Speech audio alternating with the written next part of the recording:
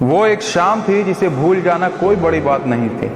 हर उस शाम की तरह जिसमें सवालों की फहरिस्त में ही जिंदगी का कटना भी आम ही था।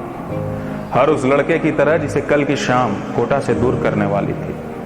हर उस लास्ट मिनट वाले रिवीजन की तरह जो कभी साथ नहीं देती।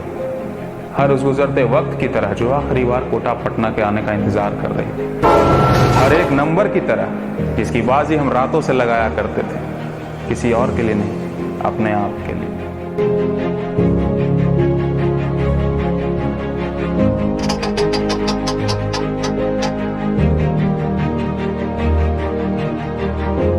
अपने आप के लिए, और इसलिए क्योंकि कोटा का मैराथन कोई ओलंपिक का खेल नहीं है जिसके रास्ते में आपको बोतल थमाने वाले दर्शक मिलेंगे। यहाँ तो हर एक मोड़ पर अपने आंसुओं को वेरिएबल मानकर जिंदगी को डिराइव करना पड़ता है। और ऐसा नहीं था कि हम करने वालों में से नहीं थे, किए शौक से नहीं तो खौफ से किए।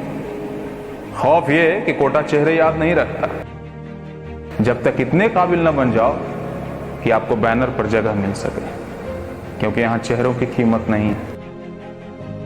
घर वालों को रिजल्ट चाहिए था और कोटा को चेहरा।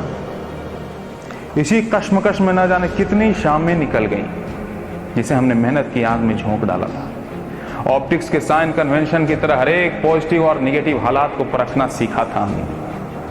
केमिस्ट्री के नोबल गैस की तरह हम बेखौफ थे, क्योंकि किसी भी डिस्ट्रैक्शन से रिएक्ट होने का हमें खौफ नहीं था। कुछ अगर था भी तो इम्तिहान भी कम नहीं देखे हैं जीवन में। वो जो सिर्फ कागज और कलम वाली होती है वो नहीं, बल्कि वो जो किसी के उसूलों की होती है, किसी के उम्मीदों की। लेकिन हर एक वक्त पर जब कभी कलम का चलना होता है, चलाना होता है, तो हर एक OMR गोले के रंगने के साथ ही हम अपना भविष्य भी रंगना सीख जाते हैं। क्योंकि जो हार के निवालों के साथ अक्सर हमें जीत का स्वाद चखा दे, वो कोटा। जो स्टेशन पर पहली बार हमें भीड़ से डरा दे लेकिन लौटते वक्त हमें फूट फूट कर रुला दे, वो कोटा।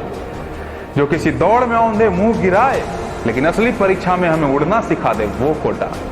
जो मेज के खानों पर हमें अक्सर सताए लेकिन पोहे कचौड़ियों से हमें अपना बना ले, वो कोटा। जो चिढ़ाए, रुलाए, सताए लेकिन हर एक बढ़ते रैंक पर हमारी पीठ थपथपाए, वो कोटा। कोटा जिसकी बात इम्तिहान के उस आखिरी सवाल से खत्म नहीं शुरू होती है। कोटा जहां किसी फैक्ट्री में पड़े सामानों की तरह लोग एक्सपायर नहीं होते। कोटा जो हर एक बदलते बैच की तरह अपने रंग नहीं बदलता, हाँ, तकदीरें जरूर बदलता है। उस शाम में कुछ तो था जो मुझे कोटा से यकायक जोड़ रहा था। कोई कशिश थी जो नंबरी दुनिया से महरूम थी। कोई फलसफा जिसे छेड़ने का दिल कर रहा था। कोई याद जिसे कोटा मांगना चाहता था मुझसे। एक हिसाब जो हकीकत के टेबल पर कोटा शहर को करना था मुझसे, और वो मुश्किल तो था। इस लिहाज से भी कि जिस शहर ने काबिलियत का अमली जामा पहनाया, उसे बदले में दिया क्या हमने?